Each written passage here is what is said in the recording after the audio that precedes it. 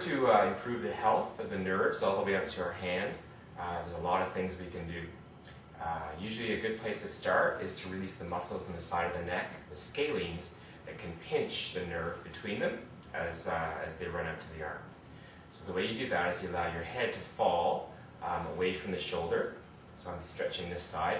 I just fall into the very first feeling of pulling in my neck. At this point I relax my shoulders, make sure my shoulder doesn't get dragged up. And then I breathe deeply. You'll notice what happens to my head as I exhale.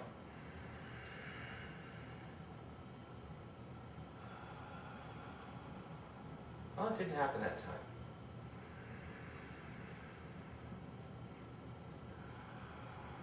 There we go. So I had to close my eyes to get a better release.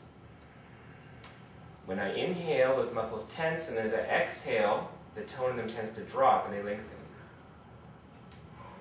So I continue just with the weight of my head, if I have an irritable neck, for 30 seconds or 3 releases.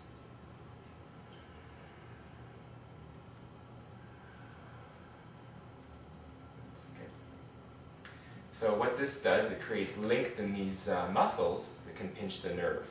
If the muscles are not irritable and I want to do something stronger, then I can use my hand to just draw my head to the side a little bit. So I give a little bit more force.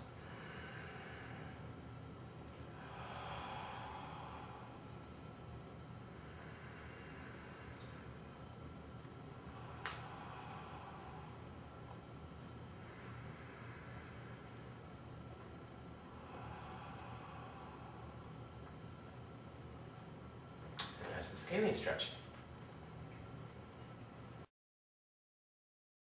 The next muscles along the way that can pinch the nerve are called the pectoral muscles, in particular pectoralis minor, that attaches onto the front of your shoulder blade here.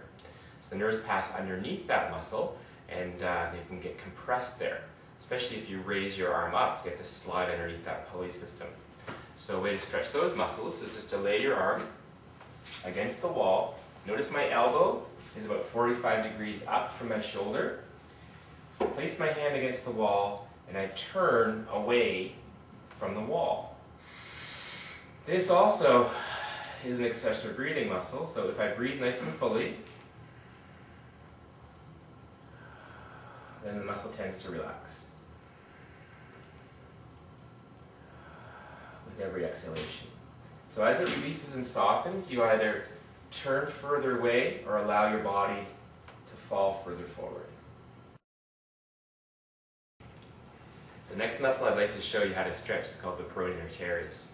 When it's tight, from doing a lot of typing, say, or a lot of working with screwdrivers and so on, it'll compress the median nerve that passes between 2 slips in the muscle. So the way to stretch that is to do the opposite action of the muscle. So we twist our wrist this way, straighten the elbow, and you hold on to the outside of your wrist as you put a twisting movement through your elbow. You relax every other muscle in your body. It's not required to hold you in this position.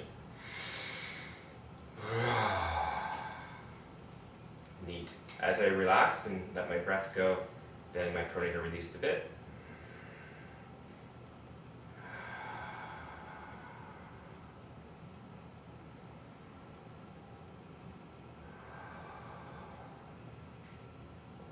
There we go. 30 seconds or 3 significant releases. I'd like to show you how to stretch the forearm flexor muscles. They draw the wrist into flexion as well as the fingers and the thumb. Tension in these muscles can take up space and make more pressure inside the carpal tunnel that they share with the median nerve. So a lot of these muscles come from the above the elbow, so you need to straighten the elbow and then you extend the wrist.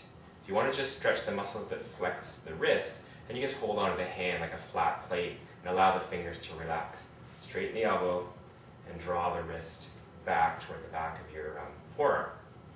Make sure all of your body's relaxed other than what you need in terms of tension to hold the posture. And breathe.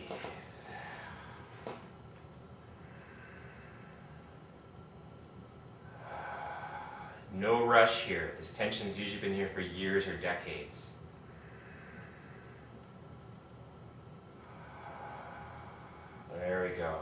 second deep breath is starting to relax. My wrist is falling a little bit further back towards the back of my arm.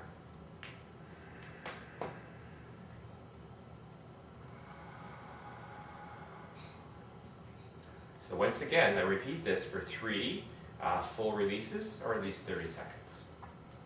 After we've stretched the muscles that flex the wrist, it's helpful to stretch the muscles that flex the fingers.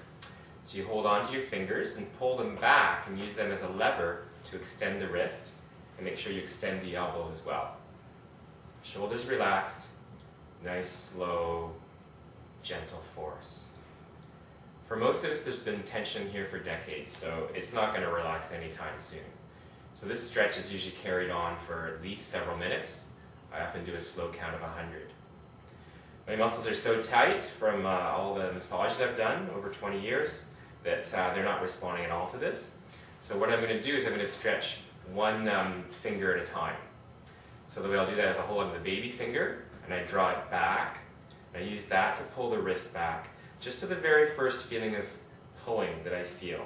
And it's really in my hand that I'm feeling that. Make sure the elbow's extended. Relax my body. And now I've got a muscle that will respond to me. So I'm just taking my time.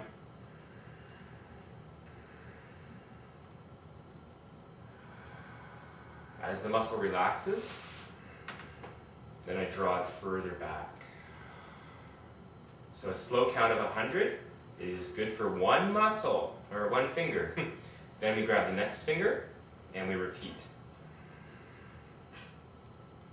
Sometimes it's good to support the back of the finger with the thumb. Something like this.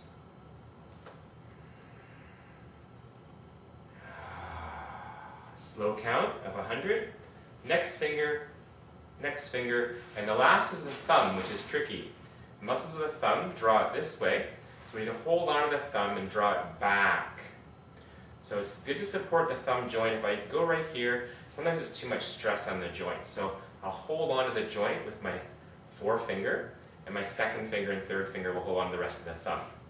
So again, I let the thumb extend and draw the wrist back into extension.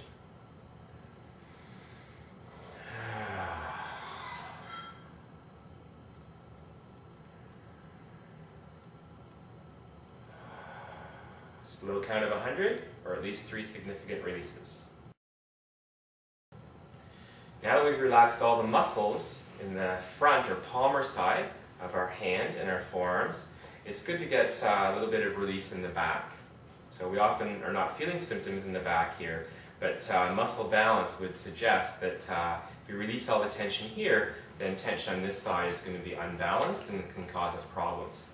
So for this, you tuck the thumb in, wrap the fingers around, you flex the wrist and turn this way. Then I reach over and I'm drawing my wrist with my other hand this way.